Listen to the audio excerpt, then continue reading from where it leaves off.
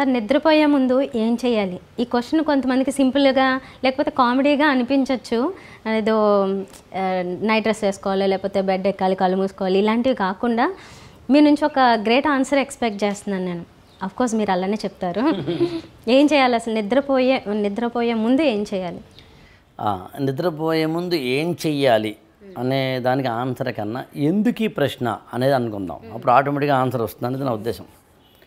సాధారణంగా మనం పడుకునే ముందైనా మార్నింగ్ లేచేటప్పుడైనా ఎవరు ఏం చేయాలనేది వాళ్ళ ఇష్టం. ఇందాకన మీరు అన్నట్టుగా రాత్రి పడుకునే ముందు దేవుడికి ధ్యానం చేయాలి XYZ లాంటివి. కానీ నేనేమంటానంటే ఎందుకు అసలు ఏం చేయాలనే క్వశ్చన్ ఎందుకు రావాలి అన్నప్పుడు నాకు తెలిసి పడుకునే ముందు ఏ జంతువు ఇది ఆలోచించదేమో. కుక్క కానీ పిల్లి కానీ చీమ కానీ పడుకునే ముందు అవును నేను ఏం చేయాలి అనే క్వశ్చన్ రాదు. అంటే ఇలాంటి క్వశ్చన్ అంటూ వస్తే మనుషులకి అనేది నా సిద్ధాంతం. కాబట్టి జంతువు కన్నా నువ్వు భిన్నంగా ఉండాలని అనుకుంటే నిద్రపోయే ముందు అసలు ఏం చేయాలి రాబోయే అనే క్వశ్చన్ వేసుకోవాలి అనేది బేసిక్ పాయింట్. ఏం చెయ్యాలి అన్నప్పుడు నేను ఏమంటానంటే మార్నింగ్ నుంచి రాత్రి వరకు నువ్వు ఏం చేసావో రివైజ్ చేసుకోమంటాను నేను. మార్నింగ్ ఏదో 6 o'clock లేచావు, రాత్రి 12కి పడుకున్నావు. పడుకునే ముందు ఒక్కసారి మార్నింగ్ నుంచి ఈవినింగ్ వరకు ఏం చేసావో రివైజ్ చేసుకోమంటాను నేను. అయిపోయిన దాన్ని రివైజ్ చేసుకోవడం గతం అవసరం అంటారా?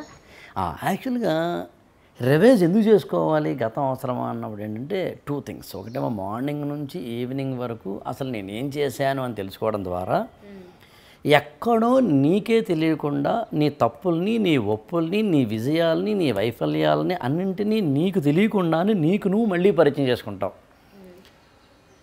కొత్తగా నిన్ను నువ్వు పరిచయం చేసుకోవడమే నా దృష్టిలో గొప్ప జీవితం అంటే. ఒకసారి పూరి జగన్నాథ్ వాళ్ళ అబ్బాయి ఆకాష్ నేను కొంతమంది కూర్చుని ఉన్నప్పుడు నా దగ్గర అతను యాక్చువల్గా ఒక విధంగా స్టూడెంట్ లాంటి వ్యక్తి. ఎవరో అడిగారు అతన్ని, మీ గురువు గారిని నువ్వు ఏమని నిర్వచిస్తావు అని. అతను ఏమన్నాడంటే నా గురించి రాత్రి పడుకున్న తర్వాత ఆయన అయిపోయి మళ్ళీ పొద్దున్న కొత్తగా పుట్టే వ్యక్తి మా గురువుగారు అన్నాడు. అంటే ప్రతి ఉదయము కొత్తగా పుట్టడానికి నా దృష్టిలో రాత్రి పడుకునేటప్పుడు ఆ రోజు చేసినవన్నీ కనుక మనం అకౌంట్ బ్యాలెన్స్ వేసేస్తే, తప్పులైతే కనుక అబ్బా ఈ తప్పు చేయకుండా ఉండాల్సింది, ఒప్పు అయితే కనుక చూసావా నేను చేశాను అనుకునేందుకు వీలుగా రాత్రి పడుకునే ముందు రివైజ్ అన్నాను నేను. స్టూడెంట్ అయితే సబ్జెక్ట్ రివైజ్ చేసుకో, ఏదో మామూలు అదర్ దాన్ ఎంప్లాయీ సంథింగ్ అయితే హౌస్ వైఫ్ కూడా అయితే కనుక నీ తప్పుల్ని, నీ ఒప్పుల్ని, వైఫల్యాలని, విజయాలని, బాధల్ని, కన్నీళ్ళని, ఆనందాలని, అన్నింటినీ, గర్వాలని, విజయ గర్వాలని అన్నింటినీ నెమరేసుకో. ఇది సాధారణంగా ఎవరైనా చెప్తారు. నేను ఇంకోటి చెప్తాను, పడుకునే ముందు నీకు ఇష్టమైన ఏదో ఒక స్టేట్మెంటో మాటో అనుకో. నేను ఎవ్రీడే మీరు నమ్ముతారా పడుకునే ముందు ఆ రోజు ఉదయం నుంచి ఏం చేశానని రివైజ్ చేసుకుంటూ ఏదో ఒక మంచి మాట అనుకుంటాను. మంచి మాట అంటే లక్ష్మీనారాయణ స్తోత్రం చదువుము, శివుడి యొక్క స్తోత్రము చదువుము, లేదా అల్లానో జీసస్నో స్మరించుము అనే వేదాంతపరమైన మతపరమైన వాటి గురించి మాట్లాడలేదు. ఎవరిష్టం వాళ్ళది. ఒక మంచి మాట, పాజిటివ్ ఎఫర్మేషన్స్ అలాంటి. పాజిటివ్ ఎఫర్మేషన్ పెద్ద పదం కూడా అవద్దు, పాజిటివ్ మాట, ఏదో ఒక పాజిటివ్ మాట, నెగిటివ్ కాకుండా ఎనర్జీ బూస్టర్ అంటాం కదా అలాంటి మాట, నిన్ను నువ్వు కొత్తగా డైనమిక్గా నిర్మింపబడడానికి ఉపయోగపడే మంచి మాట ఏదో ఒకటి అనుకో. ఇంకా మూడవది, ఇది కూడా కాస్త ఎవరైనా చెప్తారు. నేనేమంటానంటే ఒకవేళ పెళ్ళైతే పెళ్ళాన్ని లేదా పిల్లల్ని డిపెండింగ్ ఆన్ ద సిచ్యుయేషన్ కౌగిలించుకుని పడుకోమంటాను నేను.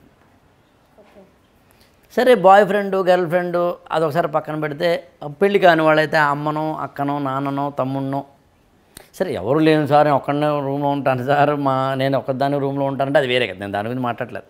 ఇన్ జనరల్ చెప్తున్నాను, ఎందుకు కౌగిలించుకుని పడుకోవాలి, దట్ ఈస్ ద రీజన్. మొత్తం మన యొక్క ఇంద్రియాలు 5 ఉంటాయి, కన్ను, ముక్కు, చెవి, నోరు, అది నాలుక, చర్మం. ఈ 5 ఇంద్రియాల్లో చాలా ఇంటెన్సిటీనిచ్చే ఎమోషన్ ఫీలింగ్ని ఇచ్చేది చర్మం.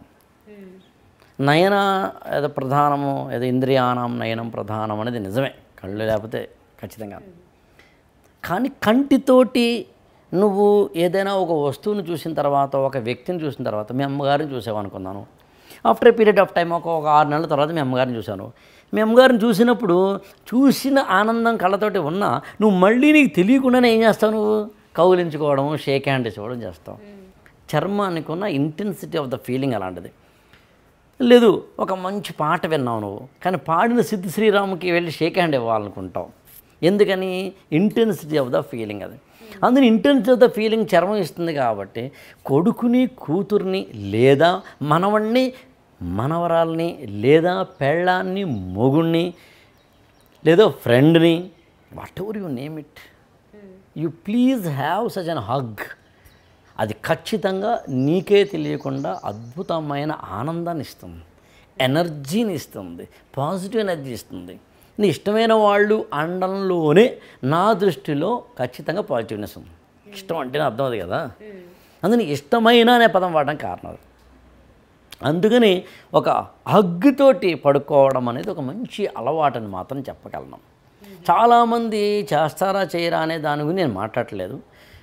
నాకున్న అబ్జర్వేషన్ మేరకు గత 10 ఏళ్ళుగానో 5 ఏళ్ళుగానో ఏదో ఒక రూపంలో తమ సమస్యలు నాకు చెప్పే ఒకానొక పరిస్థితి ఉంది కాబట్టి దాదాపు ఇంతవరకు ఒక 500 మందైనా ఖచ్చితంగా తమ జీవితాలని నా ముందు యాజిటీజ్గా ఆవిష్కరించిన సందర్భాలు ఉన్నాయి. కాబట్టి సమాజం మారుతున్న దశల్ని, ఐసోలేటెడ్ విధానంలోకి సమాజం వెళ్తున్న దశల్ని చూస్తున్నాం. కాబట్టి రాత్రి పడుకునేటప్పుడు చాలామంది చేసే పని ఏమిటి అంటే వాట్సాప్ చెక్ చేసుకుంటారు, యూట్యూబ్లో ఏవో చూసుకుంటూ ఉంటారు. ఆవిడ ఆ పక్కన ఉంటుంది, ఈయన ఈ పక్కన ఉంటాడు, ఇద్దరు ఏం చేస్తారంటే ఎవరిది వాళ్ళు సెల్ ఫోన్లు చూసుకుని పడుకుంటారు. ఇలాంటి ఒకానొక వాతావరణంలోకి మనం వచ్చేసాం కాబట్టి నేను అంటున్న మాట ఇది. లేకపోతే హగ్ చేసుకోండి రాత్రి అయ్యేసరికి, లేకపోతే కనుక ఏమంటామంటే ఏదో వాట్ వి కాల్ రిక్రియేషన్కి కూడా ప్రత్యేక సమావేశాలు ఏర్పరచుకోండి అని చెప్పే పరిస్థితి కాదు నిజాన్ని.